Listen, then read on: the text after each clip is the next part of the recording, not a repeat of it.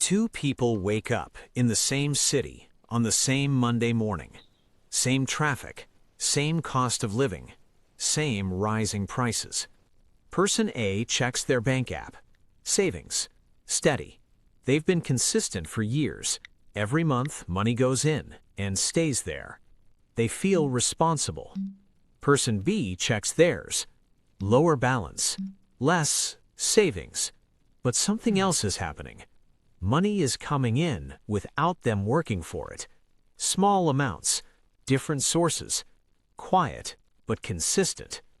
5 years later, person A is still working the same job, still saving, still careful. Person B? They don't need to work the same way anymore. Same starting point, same environment, completely different outcomes. And the difference wasn't effort. It was how they understood money. This isn't about saving more. It's about what saving alone can never do. Because saving feels like progress. It looks like discipline. It feels like control. But it doesn't change the structure of your life. And that's the part nobody explains. So here's what actually matters. I'm going to show you the rules that separate people who only save from people who actually build wealth. Not theory, not motivation, just how the system actually works. Rule 1. Saving money protects you, but it doesn't move you. Saving is defensive. It's designed to keep you safe, not to make you rich.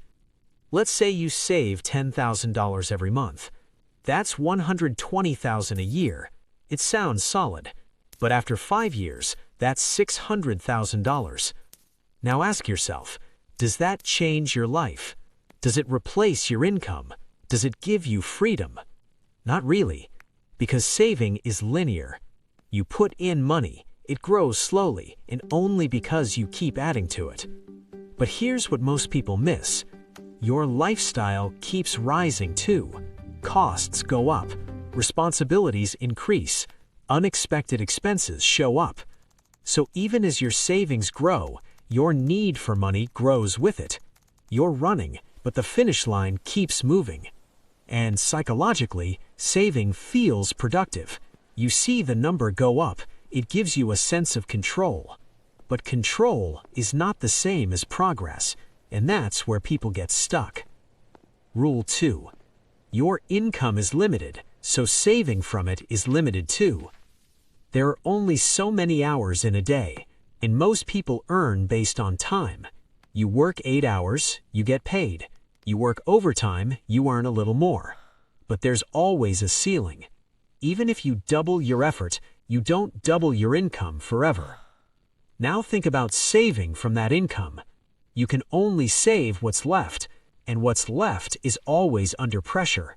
Bills, food, transportation, family. So even if you become extremely disciplined, you're still operating inside a fixed system. It gets worse, because the more you try to save, the more you restrict your life. You cut experiences, you delay things you want, you optimize everything. And over time, that creates fatigue. Not financial fatigue, mental fatigue, because you're constantly holding back. And most people don't quit saving because they're irresponsible. They quit because it feels exhausting. The system demands discipline, but gives very little leverage in return. Rule 3. Inflation quietly erodes everything you save. You don't see it, but it's always there. Let's say you saved $1 million. That sounds like a milestone. But if prices rise every year, that same 1 million buys less and less. Food costs more, rent increases, utilities go up. So your money loses power over time. You saved it, you protected it, but you didn't grow it fast enough to keep up. And here's the hidden cost. You think you're standing still, but in reality, you're moving backwards. Nobody talks about this part because saving feels safe. But in reality, cash that doesn't grow slowly dies, and most people only realize it years later. Rule 4. The system rewards movement, not storage. When you save money, it sits. When institutions get that same money, they move it. Banks lend it, companies invest it, markets multiply it. The same money behaves differently depending on who controls it. Let's say you deposit your savings. You might earn a small return, but the bank can use that money to generate much larger returns elsewhere. So your money is working, just not for you. And I'm not done yet, because this creates a psychological illusion. You think holding money is smart, but the system is built for money to move, to circulate, to grow, to compound. So when you only save, you're playing defense in a system that rewards offense, and over time, that gap becomes massive. Wealth is built on ownership, not accumulation. This is the shift, the real one. Saving is about how much you keep. Wealth is about what you own. Assets produce income. Savings do not. For example, imagine two people. One saves $100,000. The other uses that same amount to start or invest in something that generates $5,000 a month. After a year, the saver still has $100,000. The owner has income plus whatever value that asset creates, and it compounds, month after month, year after year. But here's what most people miss. Ownership feels risky. Saving feels safe, so they avoid ownership and stay in accumulation mode. Because psychologically, losing saved money hurts more than missing potential gains. That's loss aversion, and it keeps people stuck. They protect what they have instead of positioning for what could grow. Rule 6. Time is the real currency, and saving doesn't give it back. Every dollar you earn costs time, hours of your life, energy, focus, effort. Saving that money doesn't return the time, it just stores the result of it. So even if you become extremely good at saving, you're still trading time for money. That's the core issue. Now compare that to ownership. If something generates income without your constant input, you begin to separate time from money. That's leverage, and leverage is where wealth starts to scale. Because now, your income is no longer tied directly to your hours. And once that shift happens, everything changes. But most people never reach it because they stay focused on saving instead of building leverage. Rule 7. High savers often delay their lives without realizing it. This one is subtle, but it matters. When saving becomes the main strategy, people start postponing everything. I'll enjoy later. I'll travel when I have more. I'll relax when I hit this number.